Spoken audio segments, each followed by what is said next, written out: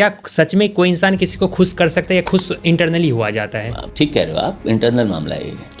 नहीं, डाटा पढ़ रहा था, हमारा जो इंडिया है वो 7 कंट्रीज में से वो 117 कंट्रीज के अप्रोक्सीमेटली आता है। तो सर आपको क्या लगता है ऐसा क्या रीज़न? ये ना कंज्यूमरिज्म का खेल है। जब हम इकोनॉमी होते हैं, ग्रोइंग कंट्री होते हैं, बहुत सारे बदलाव एक के बाद एक हमारी जिंदगी में आते हैं। जानना चाहूँगा कि सर कोई भी कंपनी ब्रांड बनने से पहले और ब्रांड बनने के बाद में क्या डिफरेंस होता है दोनों का? बस ये कप है। Yes sir. ठीक है। हाँ। आपने कहा मैं एक कप बनाता हूँ, मैं मार्केट में बेचना चाहता हूँ। हाँ। आप मार्केट में शायद बेच पाएंगे, इसकी प्राइसिंग की वजह से, सप्लाई की वजह से आप बेच पाएंगे, लेकिन दुकान से वो बिकेगा कैसे? हाँ।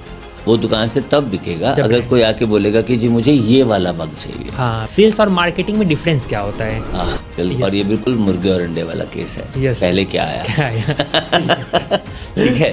तो मैं ऐसा मानता हूँ कि सेल्स जो है वो रेवेन्यू है। मार्केटिंग जो है, मार्केटिंग का काम है इंटरेस्ट जनरेट करना, आपका डिमांड जनरेट करना, ताकि वो माल बिके। मार्केटिंग में सर अगर कोई भी इंसान सर एक्सपर्ट बनना चाहता है सेल्स एंड, तो उसके लिए सर उनको किन किन चीज़ों के लिए पर ध्यान देना पड़ेगा सर?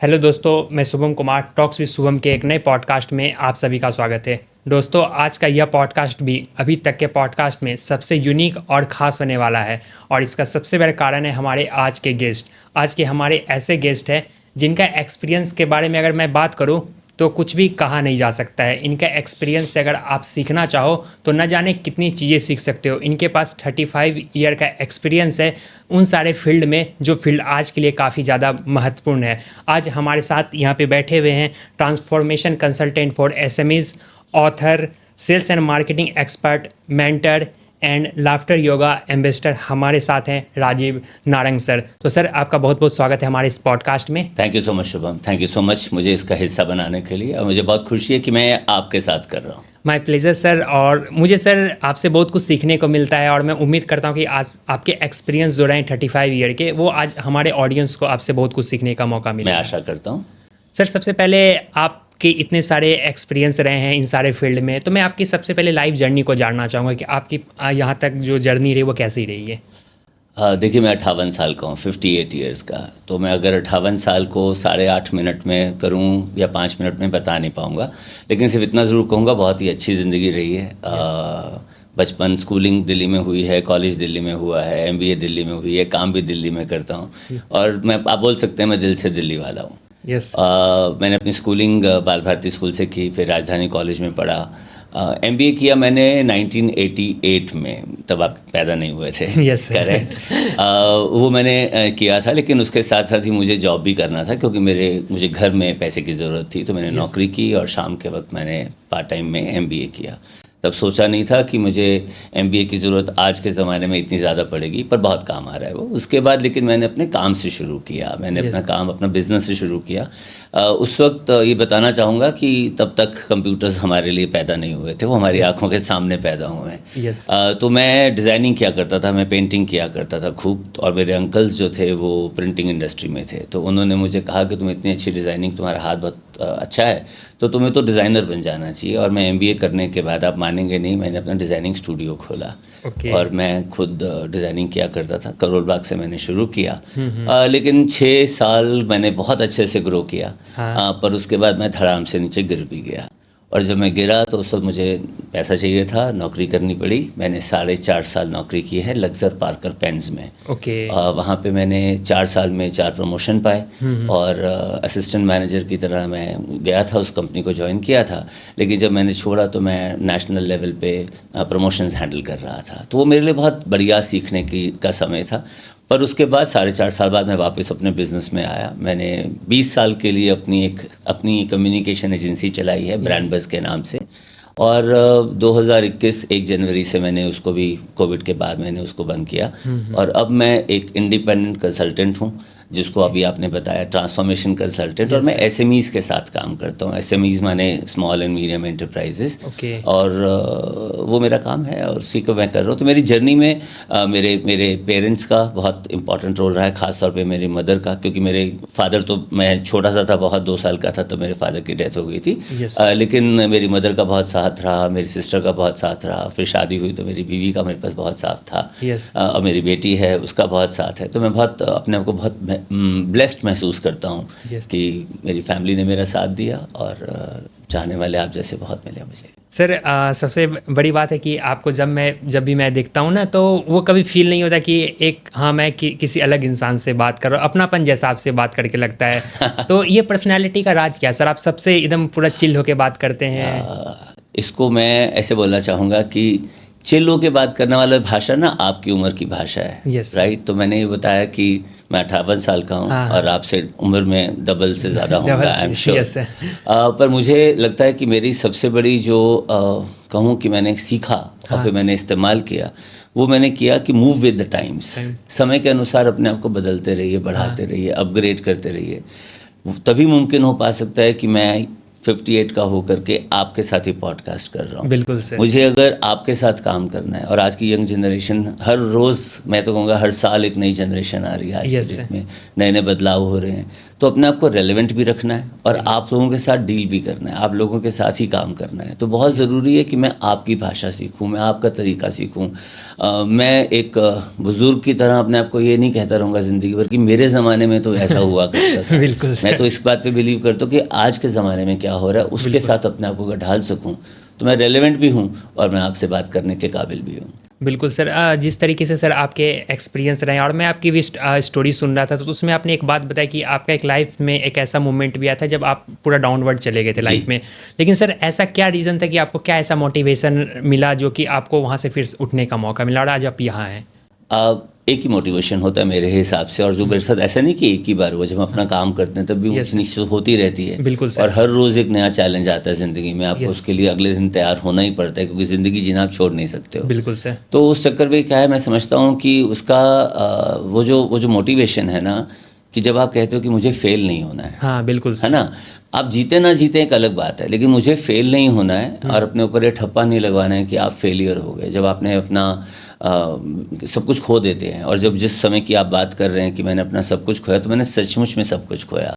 मैं कह सकता हूँ कि मैं सड़क पर आ गया था, राइट? मेरी फैमिली भी मेरे साथ थी, मेरी वाइफ प्रेग्नेंट थी उस वक्त, और आपके ऊपर ही जब ठप्पा लग जाता है कि अरे आपसे कुछ हो ना पाया। क्योंकि जब मैंने अपना बिजनेस शुरू किया था ना, ये भी बताना चाहूँगा ज़रूर, बहुत रेलेवेंट है ये बात, कि लोगों की नज़र में आप एक ठप्पे में होते हैं, एक बंदिश में होते हैं कि आप ना ज़्यादा से ज़्यादा क्या बन जाएंगे, बैंक में क्लर्क। बिल्कुल सर, राइट। आपके ऊपर ये बात दिया जाता है, भाई तुम्हारी बैकग्राउंड ये है भैया, तुम तो इससे ज़्यादा कुछ नहीं कर सकोगे। और वो था कि मेरे ऊपर भी ये लगता था कि सरकारी नौकरी कर ले, बैंक में लग जाए, क्लर्की कर लेगा, क्या कर लेगा, क्योंकि बैकग्राउंड में सिवाय मेरी मदर के और उनकी मेहनत के कुछ नहीं था। और करेक्ट। तो उस दौरान जब हम देखते हैं तो मुझे लगता है कि वो जो फेलियर से डर है ना, डर बोलूं या फेलियर को मैंने इस्तेमाल किया, उस फियर को इस्तेमाल किया मैंने अपने ऊपर काम करने के लिए, और आई थिंक वो सबसे इम्पोर्टेंट बात है। तो वही मोटिवेशन है। बिल्कुल सर। और आज देखा जाता है कि अगर कोई भी यूथ अगर किसी भी चीज़ में फेलियर होता है तो किसी ने कहीं ना कहीं तरीके से वो सुसाइड अटेम्प्ट करने की कोशिश करता है, वो डिप्रेशन में चला जाता है। तो इस पर आप क्या कहना चाहेंगे? देखिए, ये सीरियस सब्जेक्ट है, तो इसमें मैं बस एक जनरली सा ऐसा ओपिनियन नहीं दे सकता हूँ। लेकिन ये ज़रूर कहना चाहूँगा कि हर एक के पास चॉइसेस अवेलेबल है, लेकिन जहाँ अवेलेबल नहीं है लोग हताश हो सकते हैं। इसीलिए ज़रूरी है कि बात करें। मैं समझता हूँ कि सिर्फ बात करना ज़रूरी है, दोस्ती रखें। यहाँ पे मेरा वो लाफ्टर योगा वाला जो एम्बेसडरशिप है ना, उसने मुझे बहुत मदद की। जब मैं अपने आप को डाउन पाता हूँ तो मैं आज से 12 साल पहले लाफ्टर योगा के साथ जुड़ा। तो मुझे लगता है कि उसमें जब आप अपने पे हंसना शुरू कर देते हैं ना, तो आप अपने आप को कम सीरियसली लेते हैं, राइट? और जब आप खुद पे हंसते हैं तो आप दुनिया को मौका ही नहीं देते हैं आप पे हंसने का। तो मुझे लगता है वो एक बड़ी हिम्मत बंधाता है। और जब मैं कहूँ कि आज की यंग जनरेशन को हम सब लोग ना अपने अपने अंदर घुस गए हैं। अब आप हमारा पॉडकास्ट आ रहा है, ये कहाँ देखा जाएगा? उस फ़ोन के ऊपर, है ना, जो हमारी दुनिया बन चुका है। अब देखिए ना, हम अभी उसी फ़ोन के खिलाफ बात करेंगे, लेकिन उसी फ़ोन पे जाकर के ये बात करेंगे। बिल्कुल, राइट। ठीक है। तो ये जो डिलेमा है, और इस तरह के डिलेमा रोज़ हैं। आपको नए चैलेंज है, मेरे पास नए चैलेंज हैं, और मैं तो कहता हूँ यार मैंने दुनिया देख ली, पर अभी तो आपको बहुत दुनिया देखनी है। Yes, तो इस चैलेंजेस को खुले दिल से एक्सेप्ट करना, और जिम्मेदारी अगर आप अपने ऊपर लेंगे यस सर, तो एक रास्ता नज़र आता है। हाँ, ये भी समझता हूँ कि जब आप अपने ऊपर लेते तो आप ही कई बार उसके नीचे दब जाते हैं, अरे Yes. हर चीज़ की जिम्मेदारी मेरी ही क्यों है, यस सर, दुनिया क्यों नहीं मुझ मेरे लिए कर सकती। बट क्या करती है दुनिया, आपको खुद ही जागना पड़ता है, खुद ही फैसला करना पड़ता है। And I am very happy, मैं आपको देखता हूँ तो मुझे वो बहुत अच्छा, बहुत बढ़िया लगता है। देखो मैं जब मैं आपसे पहली बार मिला था, और मैं इस Yes. बात को बोलना चाहूँगा, यस तो मुझे आप एक timid, soft, not so confident Shubham की तरह मिले थे कि पर आपने एक चीज़ मुझे बोली थी जो मैं आज तक भूला नहीं हूँ, कि सर मैं ना, मेरे को मालूम है मेरी क्या कमियां हैं, लेकिन उसके बावजूद भी मैं कुछ करना चाहता हूँ, मैं मोटिवेशनल स्पीकिंग में आना चाहता हूँ। और जबकि आपको मालूम था कि बहुत सारे कुछ समस्याएं हमारे बीच में थी, बिल्कुल कि हमारे अपने पर्सनालिटी में हमें लगता था कि हम कैसे करेंगे। हाँ, बिल्कुल और देखिए ना, आज मैं 35 साल के एक्सपीरियंस वाला आदमी, आपकी उम्र मेरी उस एक्सपीरियंस से कम है, बहुत बहुत बहुत कम है, और आप ये मुझसे करवा पा रहे हैं। Hats off to you, I must say कि यही अगर चुनने का रास्ता मिल जाए ना, तो मैं क्या मोटिवेशन दूंगा, आपसे कोई मिल ले वही बहुत बड़ी मोटिवेशन, और यही मेरे हिसाब से आगे। और मेरे को लगता है सर, अगर मैं जो भी हूँ ना, आप लोगों को देख के आज यहाँ पहुँचा हूँ, अगर तो आपने चुना ना शुभम ये बिल्कुल रास्ता। सर। मैं भी यही बात बोलना चाह रहा हूँ कि ये चुनाव हमें करना पड़ता है कि हम अपनी ज़िंदगी के साथ क्या करना चाहते हैं। यस हम सिर्फ भागते रहेंगे तो ज़िंदगी नहीं बदलेगी। आपको कहीं ठहरना पड़ता है, अपना चुनाव करना पड़ता है, फिर आगे जाकर के आप फैसले लेते हैं। बिल्कुल सर। और मैं देखा हूँ सर कि लाइफ में जब आप एक विज़न लेके चलते हो ना, तो रास्ता खुद ब खुद दिखते हैं।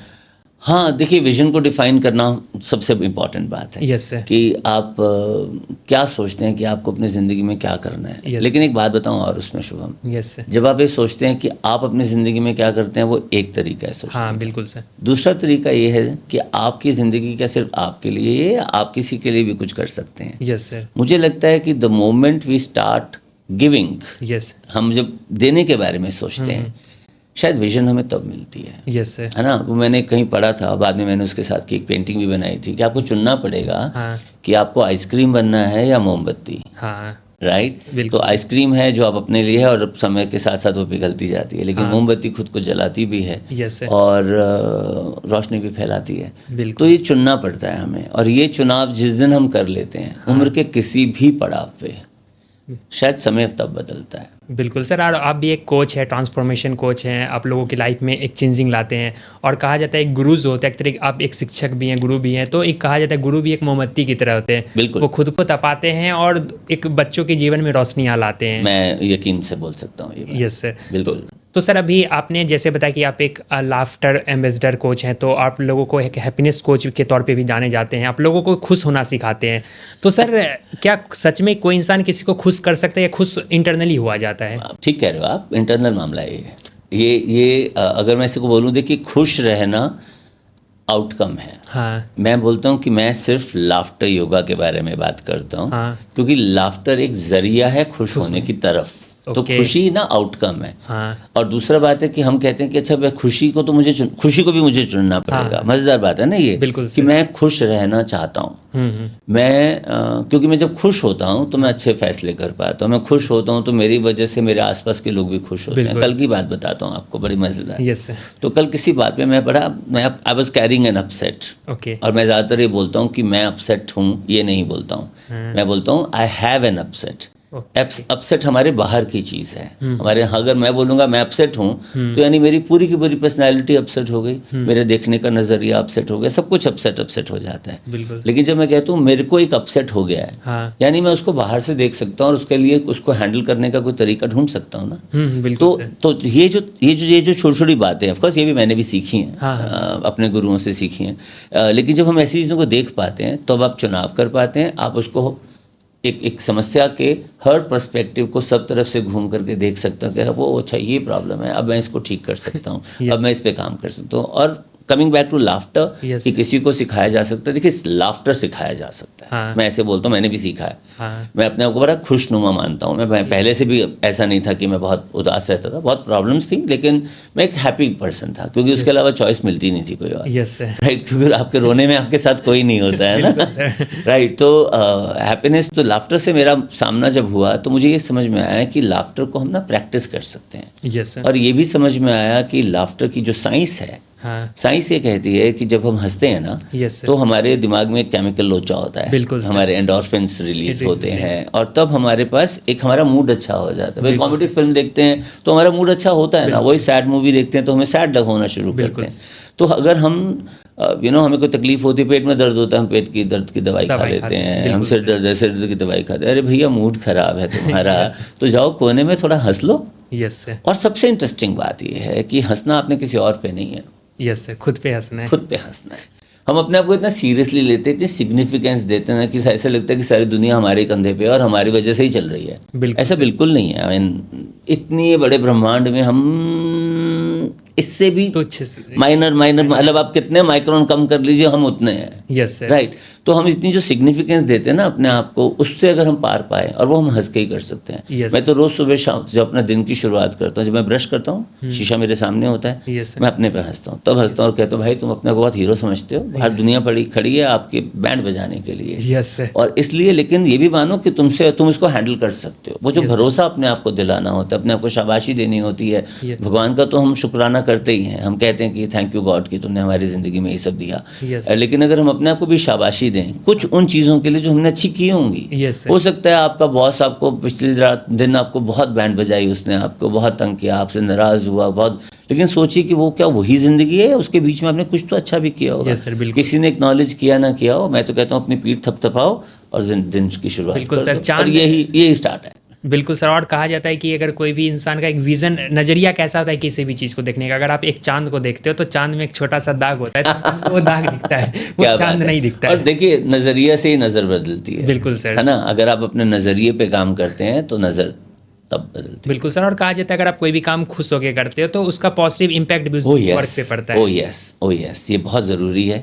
Yes, sir. इसीलिए जब कहते हैं ना कि अपने काम से मोहब्बत मोहब्बत होनी करो, चाहिए, बिल्कुल sir. तो तब सारी प्रॉब्लम्स दूर हो जाती हैं। तो मुझे लगता है वो जीने का तरीका जिसको आ गया वो आगे बढ़े। बिल्कुल सर। और मैं ये चीज़ अब खुद में फील करता हूँ सर। अगर मैं जैसे मैं पैसन का काम, पॉडकास्ट करना मेरा पैसन का काम है, प्रोफेशनल मैं स्टडी करता हूँ जी। और मैं पैसन का काम पॉडकास्ट करता हूँ, इवेंट्स वगैरह करता हूँ, तो मैं ना कभी परेशान सा नहीं होता कि मेरी करियर में क्या होंगे। मैं अंदर से खुश रहता हूँ चीज़ों को लेकर। बहुत ज़रूरी है ये। तो मैं वो चीज़ें ना मेरे बॉडी लैंग्वेज और अदर काम में भी उसका इफेक्ट दिखता है, तो मैं वो वाला नहीं होता। तो मुझे लगता है कि खुश होकर काम करने का ना उसका इफेक्ट पड़ता है। बिल्कुल। जैसे सर अभी हम लोगों ने हैप्पीनेस की बात की और लाफ्टर की बात की, तो अगर सर मैं एक नई डाटा पढ़ रहा था, हमारा जो इंडिया 147 कंट्री में से वो 117 कंट्रीज के अप्रोक्सीमेटली आता है। तो सर आपको क्या लगता है ऐसा क्या रीज़न है कि आज इंडिया में हम लोग डेवलपमेंट कंट्री बनने के विज़न लेके चल रहे हैं, विकसित भारत बनने के दौड़ में हैं, लेकिन फिर भी हम हैप्पीनेस में इतना पीछे क्यों हैं?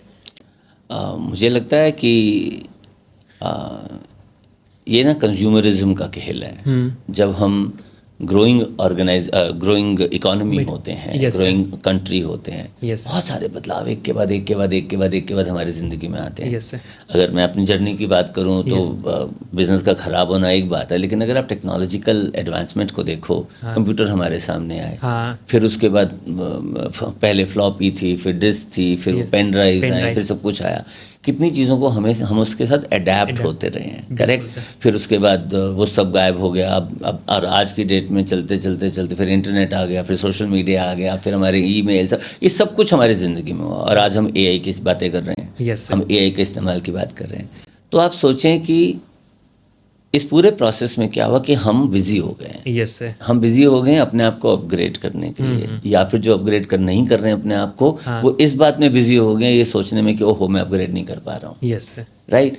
लेकिन ये सब कुछ ना मेरे बारे में हो गया। हाँ बिल्कुल सर। राइट। अभी मैं हो गया हूँ और मैं अकेला हो गया हूँ। अब क्योंकि मैं अकेला हो गया हूँ, मुझे तो याद नहीं कि कोई आदमी अकेला बहुत देर तक खुश रह सकता है। बिल्कुल सर। और हमारी चाहते बढ़ गई हैं। हाँ बिल्कुल। राइट। एक और बात बोलना चाहूँगा, इस पूरी गेम में हमें भूलना नहीं है कि जब ये डेटाज की हम बात करते हैं, हाँ हम एक हाईली पॉपुलेटेड कंट्री हैं। बिल्कुल सर। हमारे सैम्पल साइज़ की जब बात करेंगे और उसके बाद हम पूरे उसकी बात करेंगे, पूरे पॉपुलेशन साइज़ की बात करेंगे, तो कितने लोगों से बात हुई, कौन सी कैटेगरी के लोगों से बात हुई, वो कौन से थे, तो मैं इस डेटा को उतना सीरियसली लेना नहीं चाहूँगा। हाँ इम्पॉर्टेंट है, यस सर। इम्पॉर्टेंट है, पर ये कितना बड़ा मुद्दा है मेरे ख्याल से, ये अभी ना हर किसी को अपनी अपनी लड़ाई करनी है। हाँ बिल्कुल। हंसते हंसते अपनी लड़ाई करनी है, अपनी झेलने हैं और इसको चलना है।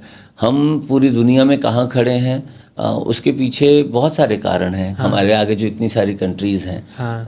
पर हाँ, मुश्किल है ये कि रोज़ नए चैलेंज हैं। बिल्कुल राइट।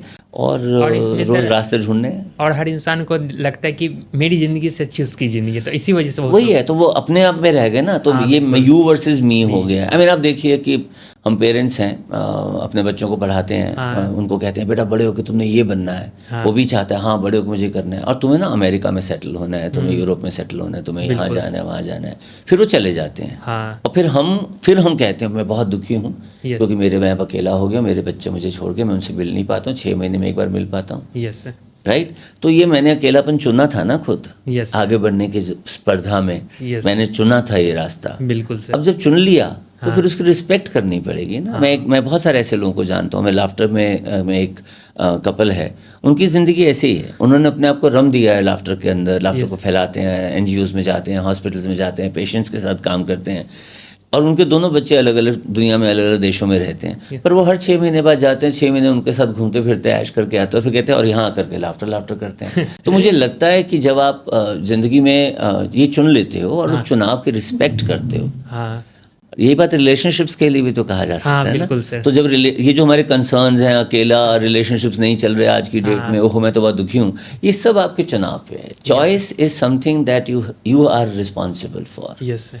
जब तक हम ये सोचते रहेंगे कि क्योंकि मेरी बैकग्राउंड ऐसी है तो मैं आज इससे ज़्यादा कुछ नहीं कर सकता हूँ, तो जब तक हम इल्ज़ाम पास्ट को देते रहेंगे तब तक दुनिया ऐसी ही रहेगी, उदास। लेकिन अगर आप अपना फ्यूचर क्रिएट करेंगे और कहेंगे कि अच्छा मुझे ये बनना है बड़े होकर, फिर उसको प्लान करके अब से लेके तब तक की जर्नी प्लान करेंगे, और उस जर्नी के बेसिस पे आज को डिसाइड करेंगे आज उसके लिए आपको क्या करना है। बिल्कुल सर। है ना। आपको बनना था मोटिवेशनल स्पीकर, आपको करना था ये पॉडकास्ट, तो 3 साल पहले मिले थे। हाँ सर बिल्कुल। तो 3 साल पहले आपने जब ये कहा था ना मुझे ये बनना है और मुझे बताइए कि मैं क्या करूं, आपने मुझसे गाइडेंस मांगी थी, तो वो चुनाव किया था ना आपने, और आपने अपना फ्यूचर क्रिएट किया था कि मुझे क्या बनना है, और उसके हिसाब से आपने शुरू किया। फिर मैंने आपसे कहा कि आप ऑथर शेरी को मिलिए, आप उनसे गाइडेंस लीजिए, वो पब्लिक स्पीकिंग के वो राजा हैं, तो वहाँ पे जाए। ये सब तभी हुआ ना क्योंकि आपने चुनाव किया था। यही सबको करना है। बिल्कुल सर। ये डिफाइन करने की। बिल्कुल सर। और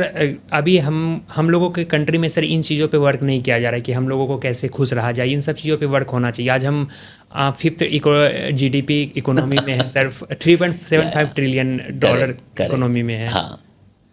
अब देखिए प्रायोरिटीज़ की गेम है। बिल्कुल सर। आई मीन प्रायोरिटी क्या है हमारी। हम लोग अभी खाना खाने की बात करें या हम हंसने की बात करें। Yes sir. और एजुकेशन सबसे इम्पॉर्टेंट पार्ट है शुभम। मुझे लगता है कि हर चीज़ हर चीज़ का जो रास्ता है, जवाब है, वो सिर्फ और सिर्फ एजुकेशन है। यस। मेरे हिसाब से हमारी कंट्री को अगर कुछ चाहिए तो हाईएस्ट लेवल ऑफ एजुकेशन चाहिए। बिल्कुल सर। एजुकेशन आपको ये रास्ते दिखाने में मदद करती है, आपको साइंटिफिकली कहती है दिस वर्सेस दिस, चॉइस करने में मदद करती है। आपको वो ज्ञान मिलता है कि जिससे आप बहुत इल्ज़ाम लगाए जा सकते हैं एजुकेशन पॉलिसी में, सिस्टम में, स्कूल में, सरकार पे बहुत इल्ज़ाम लगाए जा सकते हैं। पर क्या वो इम्पोर्टेंट है? इम्पोर्टेंट है कि क्या ये सब हम कर सकते हैं। आज एजुकेशन के नाम पे, मैं एजुकेशन फैमिली से आता हूँ, मेरी सारी लोग, मेरी वाइफ, मेरी मदर, मेरी सिस्टर सब टीचर्स हैं। राइट, रहे हैं और हैं। मैं देखता हूँ कि स्कूल्स के अंदर सब कुछ अवेलेबल हो सकता है, लेकिन पढ़ने वाले बच्चे और उनके पेरेंट्स की जो अप्रोच है उस पर कौन काम कर रहा है वो इम्पोर्टेंट है। बिल्कुल। तो एजुकेशन की इम्पोर्टेंस हमारी ज़िंदगी में क्या है, जब तक वो उसके बारे में बात नहीं होगी बाकी सब बेमानी है। बिल्कुल सर। और सर हम सर अभी अब आपके दूसरे टॉपिक से रिलेटेड चलते हैं सर। आप एक ट्रांसफॉर्मेशन कंसल्टेंट भी हैं, तो मैं जानना चाहूँगा सर कि एक ट्रांसफॉर्मेशन कंसल्टेंट के तहत आप सर लोगों को क्या ट्रांसफॉर्मेशन के तहत सिखाते हैं? तो दो चीज़ें बोलूँगा। पहले एक तो मैं लोगों की बात नहीं कर रहा हूँ, मैं इंडिविजुअल ट्रांसफॉर्मेशन कोच नहीं हूँ। ओके। मैं कॉरपोरेट कोच हूँ। ओके, मैं बिजनेस कोच हूँ। ओके। मैं एसएमईज पे काम करता हूँ, specially small and medium enterprises. हाँ। और ये वो लोग हैं जो एक इंडियन इकोनॉमी को ड्राइव करते हैं। yes. करेक्ट। उनकी बहुत कंट्रीब्यूशन है, एम्प्लॉयमेंट जनरेशन उनकी कंट्रीब्यूशन है, नए नए तरीके वो अपनाने के लिए तैयार हैं। Yes sir. और दूसरा डेफिनेशन ऑफ ट्रांसफॉर्मेशन। मेरे हिसाब से आप बताइए, आपकी नज़र में ट्रांसफॉर्मेशन क्या है? हिंदी में बोलेंगे तो परिवर्तन। हाँ सर। सिर्फ इतना? बिल्कुल। और हम ये भी कहते हैं परिवर्तन तो लगातार होता रहता है। हाँ बिल्कुल। करेक्ट। तो ट्रांसफॉर्मेशन को मैं समझता हूँ कि उसका बहुत ही खूबसूरत उदाहरण है। और अगर आप गूगल भी करेंगे या गूगल पे चेक करेंगे कि ट्रांसफॉर्मेशन जब लिखेंगे और उसमें देखेंगे कि वो क्या एग्जाम्पल देते हैं, वो क्या उदाहरण देते हैं, वो दिखाते हैं प्यूपा का एक बटरफ्लाई बनना। हाँ बिल्कुल सर। करेक्ट। तो ट्रांसफॉर्मेशन इस केस में ऐसा है कि आप कुछ ऐसा हो जाएं जो आप पहले कभी नहीं थे। बटरफ्लाई को देख करके कोई नहीं सोच सकता कि वो प्यूपा जैसे एक थोड़े से अगली लुकिंग इंसेक्ट से बनी होगी।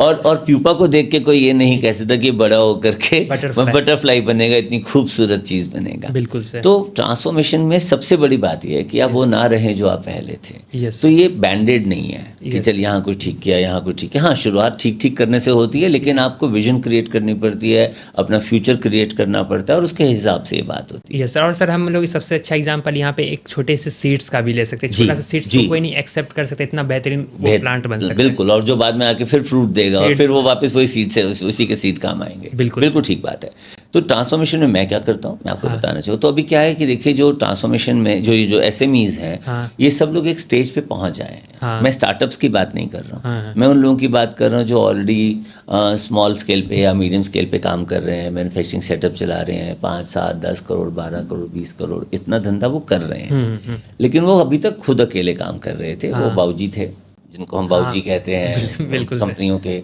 कभी कभी हम उनको लाला जी भी कह देते हैं। ठीक है। तो जिसको हम बोलेंगे, ये कंपनियां वो हैं जो प्रमोटर रन कंपनीज हैं, जिनको उनके मालिक ही खुद चला रहे हैं। और उन्होंने अपने शुरुआती ढंग से जो लोगों को इन्होंने इकट्ठा किया और उनके साथ काम करना शुरू किया। और शुरू में तो हम सस्ते लोग रखते हैं, क्योंकि बाकी तो मैंने करना है, मैं तो इनसे करवा लूँगा। बिल्कुल करेक्ट।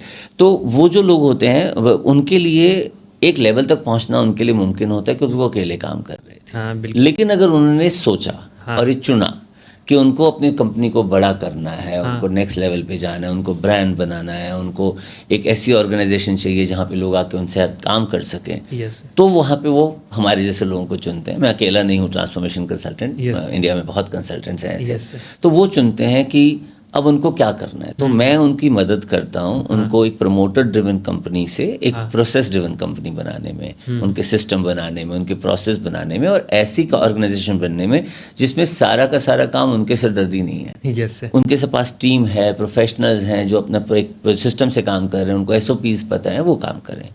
इसका दूसरा हिस्सा ये है, क्योंकि मैं एक ब्रांडिंग और मार्केटिंग का व्यक्ति रहा हूँ, तो SMEs जब ये सब कर रहे होते हैं तो उनको अपनी ब्रांड बिल्डिंग पे भी काम करना होता है। तो मैं उनके प्रोडक्ट को एक विजिबल ब्रांड बनाने में मदद करता हूँ। राइट। और तीसरा, मैं समझता हूँ कि स्मॉल एंड मीडियम एंटरप्राइजेस जब तक एक स्टेज पे नहीं पहुंचते हैं, वो कोई ब्रांड एम्बेसडर नहीं ले सकते हैं, वो किसी और को नहीं करते। तो बहुत ज़रूरी है जो उनकी टीम मार्केट में काम कर रही है, वही उनके ब्रांड एम्बेसडर बन जाए। तो मैं ट्रेनिंग के थ्रू, फिर सिस्टम के थ्रू, मैं उनकी सेल्स टीम्स को उनका ब्रांड एम्बेसडर बनने में मदद करता हूँ। तो ये 3 एस्पेक्ट्स हैं। तो प्रमोटर ड्रिवन कंपनी से प्रोफेशनल ड्रिवन कंपनी होना, प्रोसेस ड्रिवन कंपनी होना, उनके प्रोडक्ट को एक विजिबल ब्रांड बनना, और उनकी टीम का उनका ब्रांड एम्बेसडर बनना। तो इसमें अपने पूरे जो मैंने अभी तक सीखा है, उस एक्सपीरियंस के बेसिस पे मैं इस ट्रांसफॉर्मेशन प्रोसेस से उनको लेके चलता। बिल्कुल सर। और यहाँ पे सर आपने एक बात ब्रांड की है जी। तो मैं जानना चाहूँगा कि सर कोई भी कंपनी ब्रांड बनने से पहले और ब्रांड बनने के बाद में क्या डिफरेंस होता है दोनों का? ये ब्रांड का क्या मतलब ये होता है? ब्रांड को मैं थोड़ा समझना चाहूँगा कि तो इसको ऐसे बोलूँगा, आपके पास ये कप है। Yes sir. ठीक है। आपने कहा मैं एक कप बनाता हूँ, मैं मार्केट में बेचना चाहता हूँ। आप मार्केट में शायद बेच पाएंगे, इसकी प्राइसिंग की वजह से, सप्लाई की वजह से आप बेच पाएंगे। लेकिन दुकान से वो बिकेगा कैसे? वो दुकान से तब बिकेगा अगर कोई आके बोलेगा कि जी मुझे ये वाला मग चाहिए। बिल्कुल करेक्ट। तो जो ब्रांड की जो वैल्यू है, ब्रांड है उसकी पहचान, हाँ और जो नाम से बिकता है, राइट। ब्रांड आपको इसीलिए चाहिए। हाँ और ब्रांड, जब आप ब्रांड बनते हैं तो आप उसके लिए उसकी एडिशनल वैल्यू देते हैं, हाँ बिल्कुल। और उसकी वजह से उसकी बेटर प्राइस भी ले पाते हैं, राइट। तो ब्रांड से उसकी पहचान है, उस पर विश्वास है। हाँ ब्रांड पे आप विश्वास करते हैं, बिना ब्रांड पे आप विश्वास नहीं करते हैं, बिल्कुल। आप भी अगर प्रोडक्ट कोई लेते हैं हाँ। तो कभी कभी हम अपने प्राइस की फिटमेंट की वजह से एक नॉन ब्रांड ले लेते हैं, बिल्कुल सर। लेकिन जैसे ही हम खुद एक ब्रांड के बनने जाते हैं, हमारी ग्रोथ होती है, तो फिर हम भी कहते हैं यार आज तो ब्रांड पहनूंगा, आपसे मेरी कमीज जो होगी वो इस कंपनी की होगी, ताकि वो, और वो देखिए आप मानिए ये कमीज ब्रांडेड है नहीं, किसी को नहीं पता, हाँ। लेकिन मुझे पता है ये कौन से ब्रांड की है, बिल्कुल। राइट। तो वो जो मेरा कॉन्फिडेंस वो ब्रांड की ओनरशिप की वजह से आया, वो मेरे लिए है। तो ब्रांड के बहुत मायने हैं। अगर आप सोचें कि आप कंपनी बढ़ा रहे हैं, आप आगे ग्रोथ ले रहे हैं, तो आपके पास किस तरह के लोग आएंगे, आपके पास काम करने वाले लोगों को जब आपको बुलाना है, तो अगर आप किसी से बोलोगे कि यार तुम आओ मेरी कंपनी में काम करो, पूछो, आपको चेक करता है, वो आपके बारे में जानने की कोशिश करता है, देखते हैं कि आपकी पोजीशन क्या है और आपका ब्रांड क्या है, और आपके ब्रांड की कितनी कदर है, हाँ बिल्कुल, राइट। अगर आपके ब्रांड की कोई वैल्यू नहीं है तो शायद वो हिचकिचाएगा अगर वो अच्छे ब्रांड से काम करता हुआ आ रहा है। लेकिन अगर आप अच्छे लोगों को लाना चाहते हैं तो आपको अपने आप को भी ब्रांड बनाना पड़ेगा। कंपनी भी एक ब्रांड है और प्रोडक्ट तो ब्रांड है ही है, बिल्कुल सर। तो आपको बता, ताकि आपके पास अच्छा टैलेंट आपके साथ काम करे, बिल्कुल सर, यही ब्रांड की वैल्यू है। बिल्कुल सर। और कहीं कि ब्रांड बहुत, किसी भी प्रोडक्ट को सर एक तरीके से मार्केट वैल्यू देने के लिए बहुत इंपॉर्टेंट होता है। करेक्ट। और अभी एग्जांपल आप ले सकते हैं सर, जैसे हम लोग कोई आज आईफोन का ब्रांड एग्जांपल ले लिया, लोग क्यों आईफोन यूज़ करें, क्योंकि ब्रांड उनकी बनी हुई ब्रांड के नाम से उसे लोग पहचान रहे हैं। हम लोग रेमंड के ड्रेसेस यूज़ करते हैं, लेविस के यूज़ करते हैं, तो ये सब कहीं ना कहीं ब्रांड का ही पार्ट एक माना जाता है। आप ट्रांसफॉर्मेशन कोच के तौर पे जाते होंगे तो बहुत इंसान होता होगा खुद को ट्रांसफॉर्मेशन करने के लिए रेडी नहीं रहते होंगे, तो उस सिचुएशन में सर आप कैसे हैंडल करते तो हैं? देखो, एक चीज़ तो ये है, समझना पड़ेगा शुभम हमें, कि ज़्यादातर लोग ट्रांसफॉर्मेशन चुनते हैं, हाँ तो चुनते हैं तो ही ये प्रोसेस शुरू होता है। Yes sir. और ज़्यादातर क्या होता है कि 3 महीने में हमें पता चल जाता है हाँ कि ये व्यक्ति ने जो चुनाव किया ये उसकी रिस्पेक्ट कर रहा है नहीं कर रहा, हाँ बिल्कुल सर, राइट। और ये बिल्कुल सही बात है कि transformation starts from the top. हम ज़्यादातर कभी कभी जब हम ये सोचने लगे कि मैं तो बाद में बदलूंगा, पर पहले मेरी नीचे की टीम बदल जाए, मेरा काम करने का तरीका बदल जाए। अरे भाई, अगर जब तक आप सबसे ऊपर बैठे व्यक्ति नहीं बदलोगे तब तक नीचे कुछ बदलेगा नहीं। जब कोई बदलने से इनकार कर देता है तो हम उसको छोड़ देते हैं, हम उस पर और मेहनत नहीं करते हैं, क्योंकि मैं फिर बोलता हूँ ये चुनाव क्या खेल है। ये आपको चूज़ करना है कि आपको वो आगे बढ़ना नहीं बढ़ना, और चूज़ करने के बाद उसको ट्रांसफॉर्म करने का जो आपने चुनाव किया है, उसकी सबसे इम्पॉर्टेंट चीज़ है कोचेबल होना, सरेंडर होना, करना। जो व्यक्ति या जो कंपनी का मालिक सरेंडर होने को तैयार नहीं है, आप सोचिए ना, आप एक एक्सपर्ट को लाए और फिर उस एक्सपर्ट की सुनोगे नहीं आप, हाँ बिल्कुल, तो क्या फ़ायदा है? बिल्कुल। तो फिर तो आप उसको कह रहे हो कि भैया मैंने तुम्हें पैसा दिया है, अब तुम काम करो जो मैं कह रहा हूँ। अब जो मैं कह रहा हूँ अगर तुमने वही करना था तो फिर तुम्हें कंसल्टेंट नहीं चाहिए, फिर तुम एक नौकर, एक और एम्प्लॉय रख लो ना, और 4 और रख लो, उस कीमत में शायद 4 आ जाएंगे जो आप कंसल्टेंट को दोगे। तो आप उसको रख के फिर अपनी मर्जी का काम कराता रहे। लेकिन अगर आप अपनी मर्जी का काम कराते रहेंगे तो शायद, मैं पूरा 100% नहीं कहूँगा, पर शायद 50% चांसेस तो हैं कि आप वहीं के वही काम करेंगे जो आप पहले कर रहे थे, तो वही रिजल्ट्स आएंगे जो आप पहले ला रहे थे। बिल्कुल। तो फिर ट्रांसफॉर्मेशन कैसे होगा? बिल्कुल सर। तो मैं उनको पकड़ के उनका कान मरोड़ के ये नहीं कहता अरे तुम्हें बदलना होगा, नहीं, मैं नहीं कह सकता हूँ, क्योंकि वो चुनेंगे कि उनको बदलना है नहीं बदलना। बिल्कुल सर। और हम लोगों के स्कूल लाइफ में भी ऐसा होता है, स्कूल लाइफ में, कॉलेज लाइफ में, कि बहुत बच्चे ऐसे होते हैं जो आंख बंद करके टीचर पे भरोसा करते हैं और सच में वो कहने की बेहतर करते हैं, जो सही गाइडेंस वो देते हैं। और कुछ लोग होते हैं जो उसमें कुछ ना कुछ दिमाग लगाना शुरू करते हैं, नहीं ये गलत है वो सही, तो कहने की वो लाइफ में उसे एक सही। देखिए, ये बहुत बढ़िया एग्जाम्पल दिया आपने।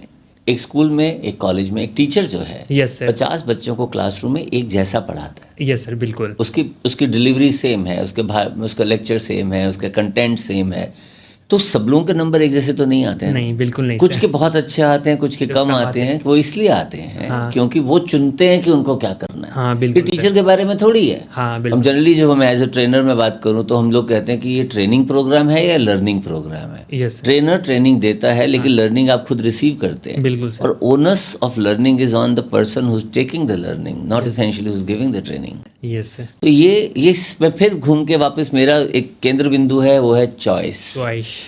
जो चीज़ का आप चुनाव करें उसको रिस्पेक्ट करना ज़रूरी है। और अगर आप नहीं कर सकते हैं तो यानी अभी आप तैयार नहीं है। यस सर, बिल्कुल। I hope that answers your question. Yes sir, बिल्कुल सही बात बताई सर आपने। और आप जो चॉइस करते हो वही चीज़ें आपको मिलती है, वही आप बनते हो। बिल्कुल सर। और सर हम लोगों ने यहाँ पे बात की ट्रांसफॉर्मेशन कंसल्टेंट की। सर आप यहाँ पे जब मैं आपकी लाइफ जर्नी को और सुनता हूँ और देखता हूँ तो आप एक सेल्स एंड मार्केटिंग एक्सपर्ट भी हैं जी। तो सेल्स एंड मार्केटिंग में जाने से पहले सर, सेल्स एंड मार्केटिंग को अगर हम पूरा डीपली जाए तो उससे पहले मैं जानना चाहूँगा सर, सेल्स और मार्केटिंग में डिफरेंस क्या होता है? बहुत बहुत बहुत बढ़िया क्वेश्चन, और हमारे ज़माने से चल रहा है। Yes sir. ये क्वेश्चन ऐसा है जिसमें ज़्यादातर हम लोग कंफ्यूज करते हैं। हाँ। लेकिन बहुत थ्योरीज हैं, मतलब बहुत सारी इस पे बात की जा सकती है थ्योरेटिकल, और ये बिल्कुल मुर्गे और अंडे वाला केस है। पहले क्या आया ठीक है। तो मैं ऐसा मानता हूँ कि सेल्स जो है वो रेवेन्यू है, वो जो जिसके बेसिस पे आपका माल बिक रहा है, आपकी सर्विस बिक रही है और आपको उसके बदले रेवेन्यू आ रहा है, ठीक है। और मार्केटिंग जो है, मार्केटिंग का काम है इंटरेस्ट जनरेट करना, आपका डिमांड जनरेट करना ताकि वो माल बिके। हाँ, राइट, बिल्कुल। अब अलग अलग स्टेज पे बिजनेस के, अलग अलग जर्नी के, यात्रा के स्टेज पे अलग अलग इंपॉर्टेंस होती है। यस। तो जब आप मान लीजिए आपने अभी भी काम शुरू किया, हाँ। तो मैं आपका एग्जांपल लेता हूँ। मान लेते हैं पॉडकास्ट आपका मोनेटाइज करने की तरफ जाना, यही आपने करना है, आपका चैनल है। Yes sir. अब आपके पास पहले दिन से तो मोनेटाइज पैसे आने शुरू नहीं होंगे। नहीं सर। करेक्ट। हाँ। आप लगातार क्या करते जा रहे हो, आप लोगों को, अपने ऑडियंस के लिए नई नई चीजें ला के दिखाने की कोशिश करो ताकि आपका ऑडियंस बिल्डअप हो। यस। मैं इसको मार्केटिंग मान रहा हूँ। ओके। ठीक है, ये मार्केटिंग मार्केटिंग। और जब आपके पास ये मोनेटाइज होना शुरू हुआ, सोचो आपने अपना कोर्स लॉन्च किया। हाँ। अब आपने ये सब कर रखा है कि आपका नेटवर्क कैसा है, आपने हमारे जैसे और हमसे बहुत ज़्यादा एक्सपर्ट लोगों को बुलाया है। मैं देख रहा हूँ आपके कुछ आप अच्छे लोगों को बुला रहे हैं, तो आप जब उसको वो वैल्यू एडिशन आप अपने ऑडियंस को दे रहे हैं तो ऑडियंस वापस आपके पास आएंगे। हाँ, बिल्कुल। तो यानी आप ये मार्केटिंग कर रहे हैं। हाँ। और इसके बाद जब ये रिजल्ट आना, लोग आपके कोर्सेज लेना शुरू करेंगे या आपको चैनल देखना शुरू करेंगे, हाँ। तब ये मोनेटाइजेशन की तरफ बढ़ेगा। ओके। मैंने जान के एग्जांपल लिया। हाँ। मतलब ये तो खुलासा ही करना ही चाहिए हाँ, कि ये बिल्कुल रेगुलर यही काम है हमारा ना। Yes sir. तो हमारे लिए यही मार्केटिंग और सेल्स का फर्क है। तो ऐसे ही जब हम काम शुरू करते हैं, हाँ। तो आप सोचिए एक बड़ा एक डिलेमा भी है, मैं आपको ये भी बताता हूँ कि तो एक फैक्ट्री शुरू करी आपने। हाँ, और एक व्यक्ति ने मुझे बुलाया, एक बिजनेसमैन ने। उन्होंने कहा देखो जी, मेरा काम ये है, पर मैंने भी एक नया बिजनेस शुरू किया अपने बेटे के लिए। हाँ। तो मैं चाहता हूँ आप इसको हैंडल करें। हाँ। तो मैंने ये मशीन लगाई है, ये 10 करोड़ की मशीन है, मैंने पूरा प्लॉट में लेकर के फैक्ट्री खड़ी कर ली है। तो ये मैंने लोग रख लिए, मेरा प्रोडक्शन मैनेजर, ये सब मैंने तैयारी में हो जी, बस अब माल बेचना शुरू करना है, बताओ बेचेंगे कैसे। हाँ। तो बस मैंने उनसे एक ही सवाल पूछा, अच्छा ठीक है, आपने 10 करोड़ मार्केटिंग, ये 10 करोड़ आपने मशीन वगैरह पे लगा लिए, सब कुछ इंफ्रास्ट्रक्चर पे लगा लिए, मार्केटिंग के लिए आपने कितना बजट रखा है? सर वो तो माल बिकना शुरू होगा तो वो भी करेंगे। Yes. ये जवाब था उनका। तो मैं उनको यही बोला कि मैंने कहा देखिए, आप 10 करोड़ का कर रहे हैं तो यार मतलब 50 लाख रुपए, 10 लाख, 20 लाख, 50 कुछ पैसा आपको इसकी तरफ भी मशीन की तरह ही मान कर चलना चाहिए कि चाहे मेरा एक पीस नहीं बिक रहा है तो भी मैं 10 करोड़ का लगाने को तैयार हूँ। हाँ। सिमिलरली मार्केटिंग उस वक्त ज़रूरी है क्योंकि आप जब तक अपने बारे में बताएंगे नहीं है, लोगों को नज़र नहीं आएंगे, विजिबल नहीं होंगे, लोगों तक पहुंचेंगे नहीं, उनकी तरफ डिमांड, इंटरेस्ट पैदा नहीं करेंगे, तब तक आप कैसे, आपको लगता है कि आपका पहला पीस बिक जाएगा? यस। राइट। बिल्कुल तो शुरुआती तौर पे आपको मार्केटिंग से शुरू करना होता ही है। हाँ। फिर जब आपकी सेल आनी शुरू होती है, फिर क्या होता है कि सेल की प्रपोर्शन में आप अपना मार्केटिंग बजट डिफाइन करते हैं कि मेरे 10 करोड़ का माल हो गया, चलो मैं इतने पैसे इस पे लगा दूंगा। और ये लगातार होने वाला काम है। मार्केटिंग ऐसा नहीं कि आज करेंगे कल नहीं करेंगे। हाँ। ये लगातार every day marketing is a continuous process. चाहे आप उसको अपने बारे में बात कर रहे हैं, चाहे आप सोशल मीडिया पे जाके बात कर रहे हैं, चाहे आप अपने प्रोडक्ट के बारे में बात कर रहे हैं, चाहे आप अपनी कंपनी के बारे में बात कर रहे हैं, ये सब आपकी तरफ लोगों का ध्यान अपनी तरफ आकर्षित करने के लिए है। तो जो लोग इसको देख पाते हैं, यही आप में इंटरेस्ट पैदा करेंगे। और फिर एक समय आएगा जब आपसे सोशल मीडिया पे भी लोग पूछेंगे इस प्राइस प्लीज़। हाँ, बिल्कुल पूछेंगे ये कितने का है, क्या ये माल आपका गैंगटॉक में मिलता है, नहीं मिलता।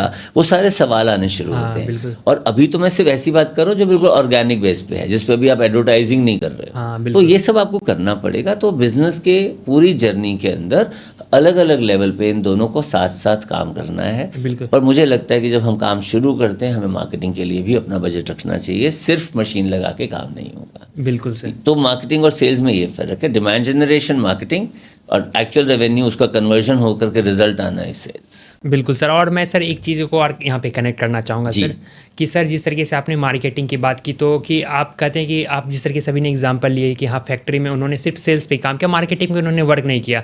आज बहुत सारे लोग ऐसे होते हैं कि बहुत लोग सोचते हैं कि अगर मेरे पास सब कुछ आ जाएगा देन मैं स्टार्ट करूंगा, और बहुत लोग होते हैं कि अगर अभी मैं सब कुछ इन्वेस्ट कर दूंगा तो फिर वो रिटर्न मेरे को मिलेगा। बिल्कुल ठीक कह रहे हो आप। तो विजन अलग अलग होते हैं सर। एक्चुअली क्या देखिए, हमने ना अब मैं फिर वापस मेरे डायनासोर एज पे चलता हूँ, Yes, जहाँ से मैं आया हूँ। Yes, sir.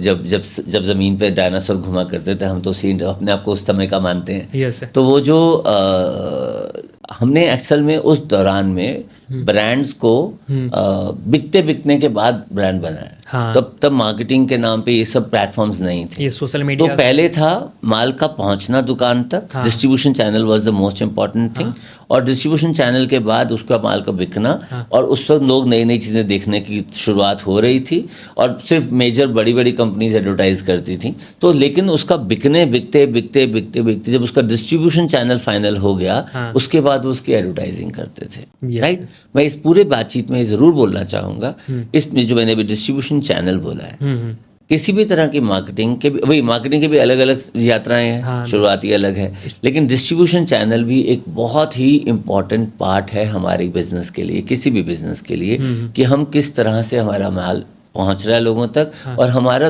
मटेरियल कितनी जगह पे मिल रहा है। हाँ, तो बिल्कुल। आज आप दुकानों पे भी मिल रहे हैं, आप ई कॉमर्स पे भी मिल रहे हैं, आप अपना D2C ब्रांड भी चला रहे हैं, तो ये बहुत सारे। तो मैंने फिर बोलना चाहूँगा, सेल्स एंड मार्केटिंग ये सिर्फ 10 मिनट के पॉडकास्ट में हमारा डिस्कशन नहीं हो सकता है, लेकिन yes, broadly speaking demand generation और रेवेन्यू की बात है, और बीच में आपके उसके बीच की यात्रा। बिल्कुल सर। और सर मेरा इसी से जुड़ा हुआ एक और सवाल है कि सर सेल्स एंड मार्केटिंग में सर अगर कोई भी इंसान सर एक्सपर्ट बनना चाहता है सेल्स एंड, तो उसके लिए सर उनको किन किन चीज़ों के लिए पर ध्यान देना पड़ेगा सेल्स एंड मार्केटिंग में? Very good question.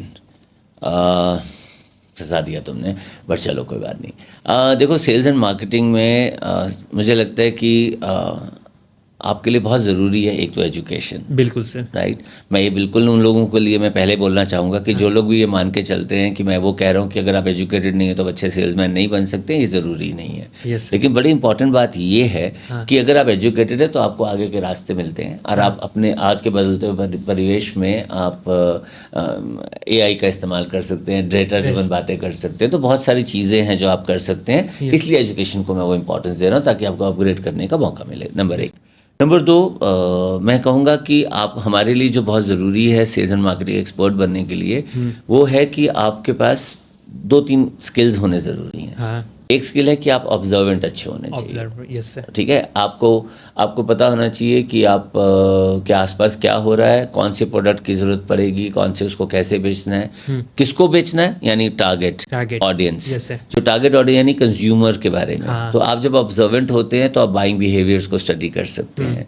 आप लोगों के बाइंग पैटर्न्स को तो देख ही सकते हैं, और ये देख सकते हैं कि वो उस पर क्या रिएक्शन दे रहे हैं। बिल्कुल सर। तीसरी चीज़ जो चाहिए हमें, वो चाहिए कम्युनिकेशन स्किल। मुझे लगता है अब वो स्किल यानी बोलना भी हो सकता है, स्किल उसकी एडवर्टाइजिंग के बारे में सोचना भी हो सकता है।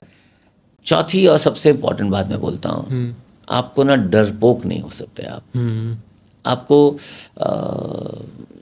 बिंदास होना पड़ता है, आपको रिस्क टेकर होना पड़ता है। और इससे मैं मान के चलता हूँ कि सेल्स और मार्केटिंग के लोगों के अंदर ना यहाँ पे बिजनेस माइंड होना बहुत ज़रूरी है, क्योंकि सेल्स एंड मार्केटिंग का काम बिना ओनरशिप लिए नहीं हो सकता। शुभम, देखो, आप मार्केट में सेल्समैन हो आप, Yes. राइट। सेल्समैन मार्केट में जाता है, कंपनी को रिप्रेजेंट करता है। Yes sir. अगर आप नोटिस करें तो मार्केट में वो कंपनी का मालिक है, हाँ बिल्कुल। राइट। लेकिन अगर वो ओनरशिप की तरह से काम नहीं कर रहा है, हाँ। तो वहाँ सेल कैसे बेच पाएगा? कभी फिर वो कैसे नेगोशिएट करेगा, कैसे वो जा करके अपनी बेस्ट चीज़ें बताएगा कि मेरे प्रोडक्ट को तुम्हें क्यों खरीदना हाँ, चाहिए? बिल्कुल करेक्ट।